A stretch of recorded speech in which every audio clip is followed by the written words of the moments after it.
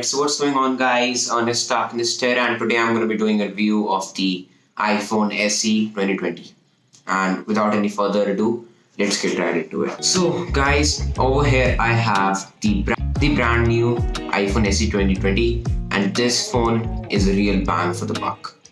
So, over here, as you can see, that this is the iPhone SE. It comes in three colors: black, white, and red. Product red. So all of these colors have a glass back on it, so that is a really nice thing, except for the fact that when it shatters it's going to cost you a lot of money.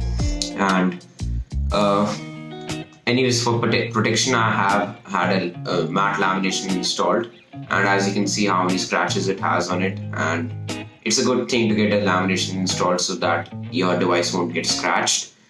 And I bought the product red, and Apple did a really nice thing, I guess, that the product red is a charity for young people fighting against AIDS or HIV, and a small portion of the money that you buy, like if you buy a product red product, then a small portion of the money that Apple earns, it goes to the product red charity. So I guess that is a really nice thing that Apple did.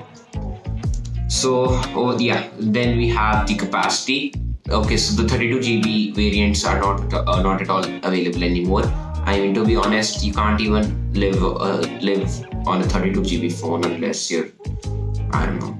So, 64GB, 128GB, and 256GB. Personally, for me, I think 256 and 128GB is overkill, because in my phone, I just don't really have a lot of photos. I just have 2 or 3 basic apps: Twitter, Instagram, iMovie, GarageBand and stuff, and then some photos. And yeah, that's all I do. Just watch YouTube, do whatever you do with the phone, all that stuff. So this phone is actually a bit thicker than the iPhone 6, but this phone, some might say it's quite heavy, but for me, I think it has a really nice feel to it when you hold on to it. And the new thing that Apple did was the newer phones, I think the iPhone 8 and SE and onwards. So okay, I think it's only for the iPhone SE because it has the Apple logo in the middle, in case you didn't notice that. So Apple, this is basically a button now. You can switch your phone on. Yeah.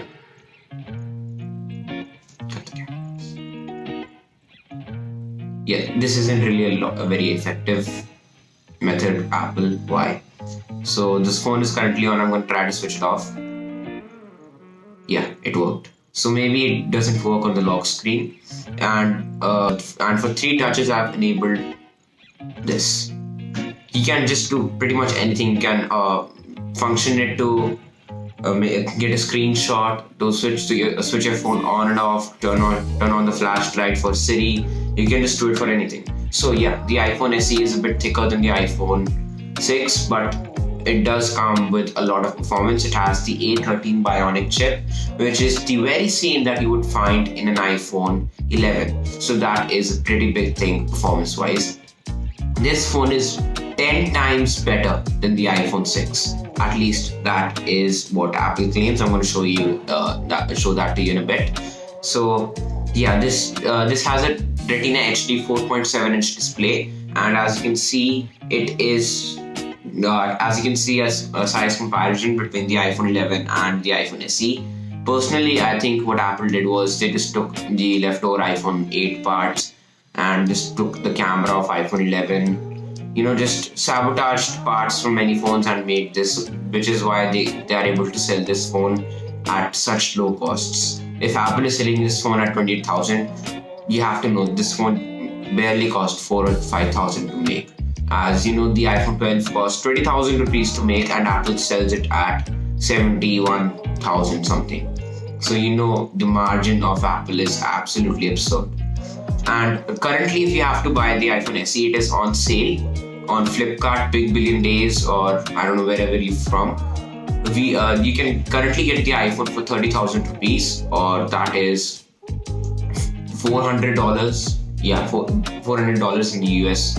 And So yeah, you get your Retina HD display, and you also get True Tone. So True Tone is wait a minute. So True Tone is an awesome feature.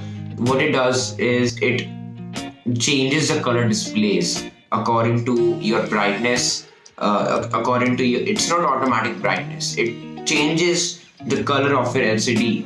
It changes the RGB color range, and it makes it a lot. And the strain on the eyes is a lot lesser when you're using True Tone, because the ambient light sensor on top of this phone calculates how much light is coming and how much the phone and what level of brightness and what level of current color range the phone actually needs. And yeah, it has 625 nits of brightness. That is bright. Personally, I don't keep the phone more than 20%, because 20% is more than enough too. But so I'm going to show you the max. That is bright. Holy, it hurts. Okay, wait, that was not the max. Yeah, this is. And I have to tell you, the speakers on this phone are mind blowing. These speakers give you quality, and the inbuilt microphone in this iPhone SE is extremely good. But I bought the Blue Eye Snowball mic, which is why I don't use this. It is slightly better. The Blue Eye Snowball is obviously better because it's a complete mic in itself. This is just small. If you can see this, the gray, yeah, over there. You can see this, the gray, like, grill.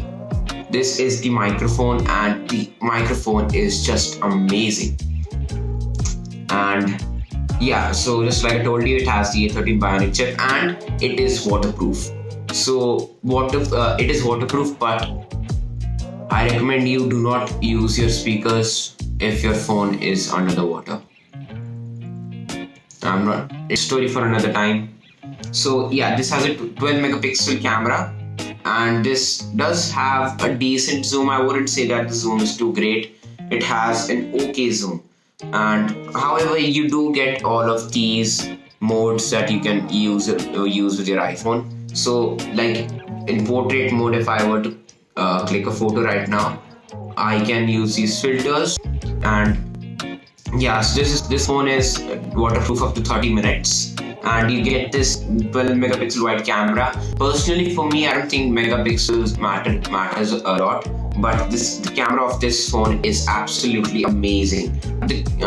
Coming to the video formats, it supports HIEF and JPEG, which is the same. It's mostly the same. So if you're doing any studio quality recording, this phone can handle the task, no doubt. This phone can shoot 4K 60 FPS videos. And look at the camera, bro, it's minuscule. This camera can shoot up to 4K 60 FPS. That is amazing. And the front camera is pretty damn awesome too.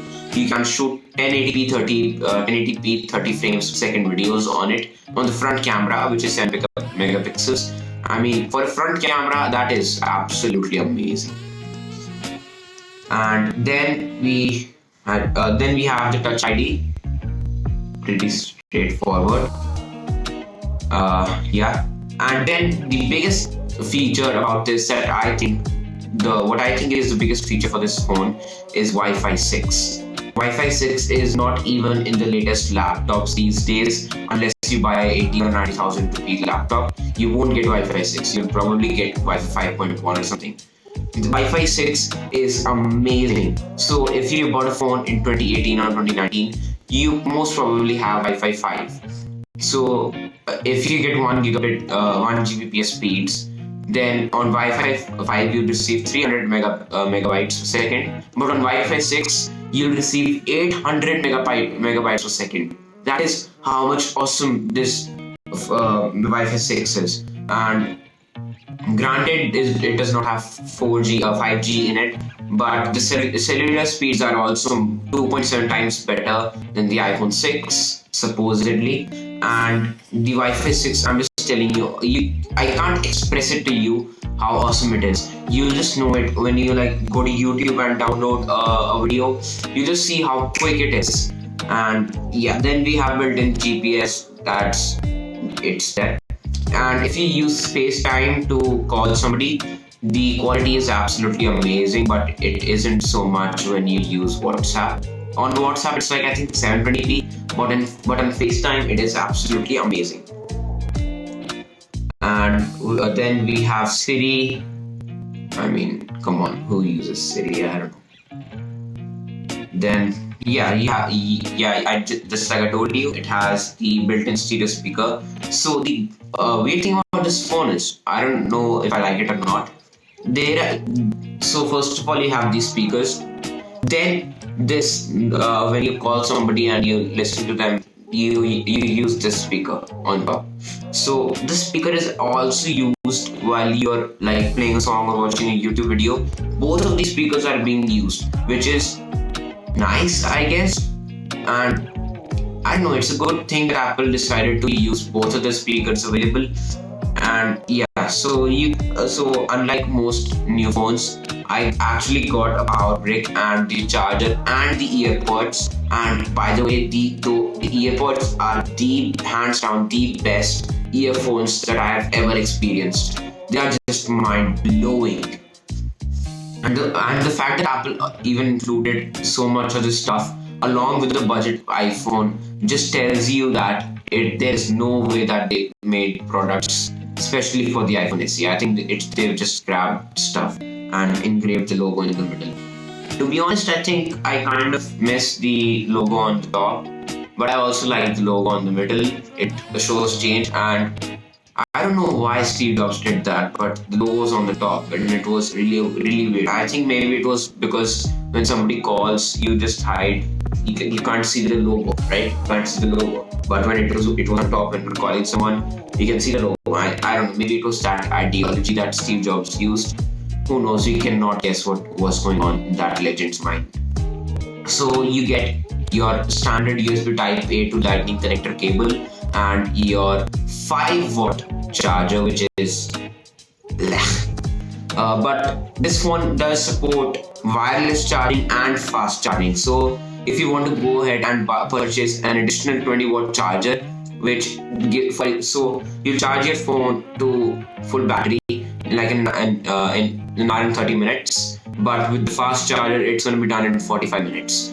And personally, I think the fast charger is worth it and you should go for it.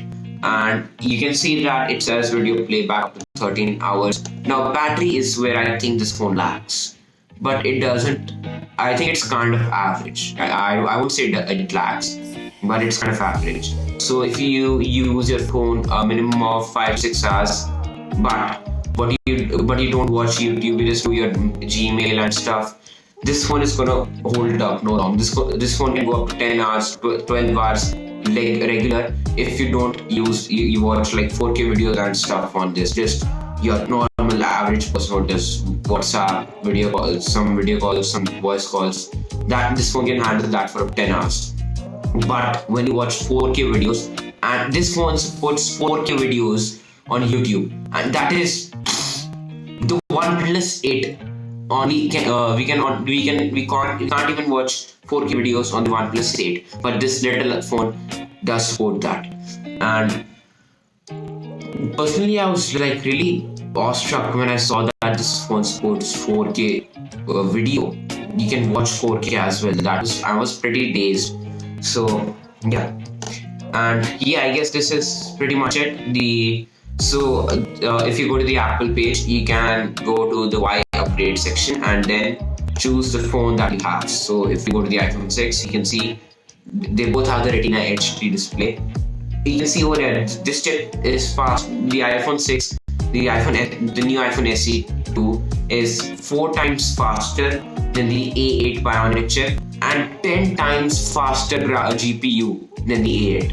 So the 4 times is the CPU performance and the GPU is your graphical performance, like the videos and the gameplay you do. It is 10 times better than the iPhone 6 and you get a much longer battery. The iPhone 6 battery is absolutely horrible, at least now.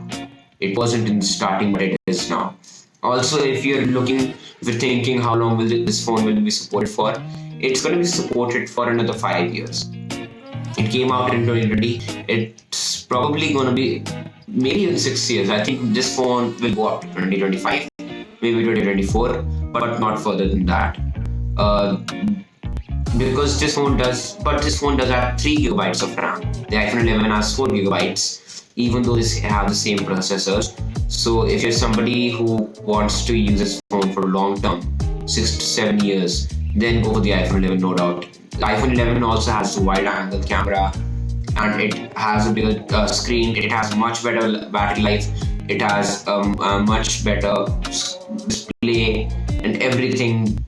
See, but you're going to pay almost double the price for the same. So if you're somebody who gets bored with the phone, but after 3 to 4 years, go for this. Plus, I don't think anyone uses a phone for more than 3 to 4 years. After that, they just move on.